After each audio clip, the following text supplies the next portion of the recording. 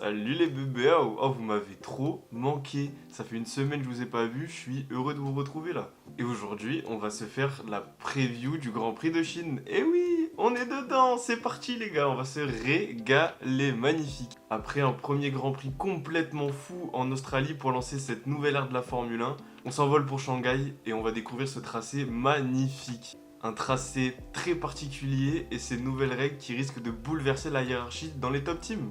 Et surtout, avec cette bataille qui semble se dessiner entre Mercedes et Ferrari pour les titres, on peut s'attendre à tout sur ce week-end.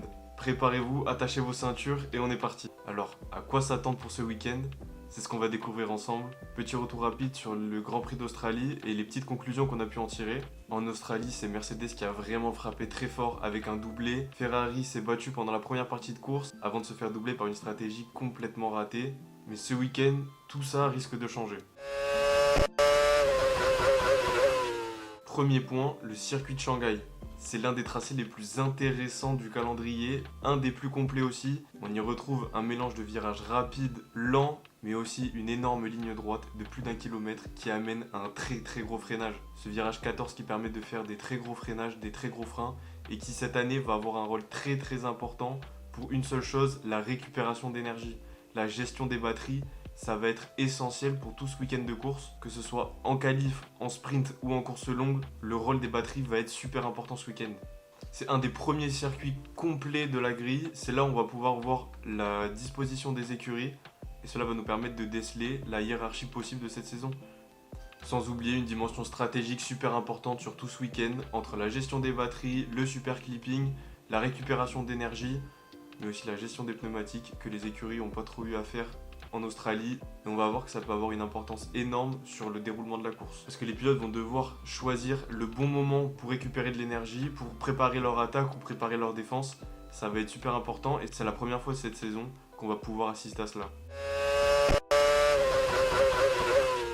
Deuxième point, la bataille Mercedes-Ferrari. C'est clairement le duel qui semble se dessiner sur ce début de saison. Mercedes arrive en Chine avec un statut de favori après sa victoire en Australie. Très rapide en ligne droite, rapide dans les courbes lentes et les virages à haute vitesse, mais surtout il maîtrise le système énergétique d'une main de maître. Quant à Ferrari, il ne compte pas rester derrière.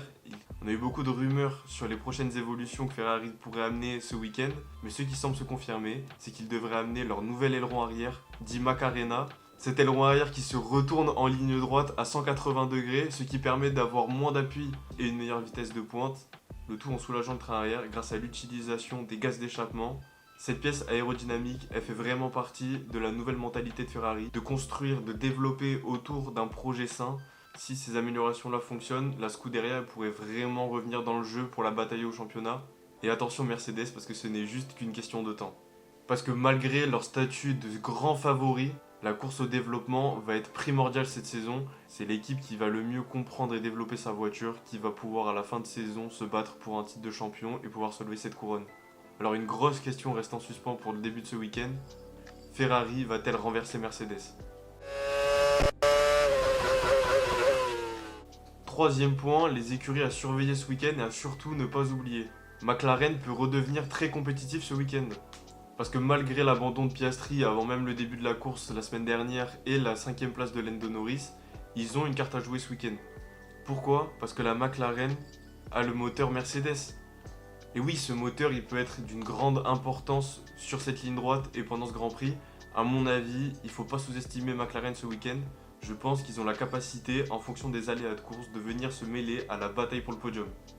Je vais aussi jeter un œil sur Red Bull. J'ai envie de voir ce qu'Isaac va donner sur cette course-là. J'ai envie de voir la vraie performance de Max et je veux voir s'il est en mesure de venir embêter les Ferrari et les Mercedes pour la victoire. Parce que je pense que la Red Bull la semaine dernière était la meilleure des autres derrière la Ferrari et la Mercedes. Je pense que c'est eux qui avaient le meilleur rythme en course. Malheureusement, l'abandon de Isaac a cassé les plans de Red Bull. Mais je pense que si ce week-end ils partent aux avant-postes et qu'ils ont un bon rythme, je pense qu'ils sont capables de venir se mêler à la bataille pour le podium. Certaines équipes comme Audi pourraient également tirer leur épingle du jeu et venir créer la surprise en Chine. Je pense que c'est un circuit qui va bien leur convenir. La semaine dernière, ils ont pris le départ qu'avec un seul pilote. J'espère que ce week-end, ils vont pouvoir avoir les deux et que ce soit une vraie bataille dans le midfield avec les Alpines, avec les Haas et la V-Carb de Lindblad ou peut-être Lawson s'il se réveille. Mais attention à Audi, ils peuvent venir créer la surprise dans cette deuxième partie de tableau. 4e point, les inconnus du week-end. Comme souvent en Chine, on peut avoir plusieurs facteurs qui viennent bouleverser la course, surtout sur un week-end sprint, donc avec très peu de roulage en essai libre, une seule séance. La température de la piste va être très importante, on prévoit des températures fraîches, un temps mitigé, un peu couvert, un peu ensoleillé, la gestion des pneus qui va être super importante aussi, mais surtout la stratégie qui va pouvoir jouer un rôle très important pendant cette course. Et avec ces températures fraîches, plusieurs équipes pourraient avoir du mal à monter les pneus en température, ce qui pourrait engendrer des écarts importants entre les voitures. En ce qui concerne les horaires, vous avez la qualif sprint à 8h10 vendredi matin, la course sprint samedi à 3h35, les qualifs de la course le samedi à 8h, et dimanche, le Grand Prix à 8h du matin. Et pour conclure, je vais vous faire un petit prono, vous pouvez faire de même aussi dans les commentaires. Maintenant que vous avez tous les enjeux et toutes les cartes de ce week-end, on va voir qui aura le plus raison. Et pour moi, Lewis Hamilton va remporter le Grand Prix de Chine 2026. Pour moi, la Ferrari va pouvoir jouer aux avant-postes et Lewis va réussir à aller chercher sa première victoire chez les Rouges. Sur le circuit où l'année dernière il a réussi une victoire et la pole en sprint, cette année je pense qu'il va pouvoir le faire pendant la course longue. Et n'hésitez pas à commenter et à mettre votre prono. Comme ça on va voir qui c'est qui a l'œil. Ok ? Merci d'avoir regardé, grand plaisir de vous avoir fait cette preview et j'espère qu'on va vivre un Grand Prix exceptionnel. Sur ce, moi je vous laisse, allez gros bisous le bébé.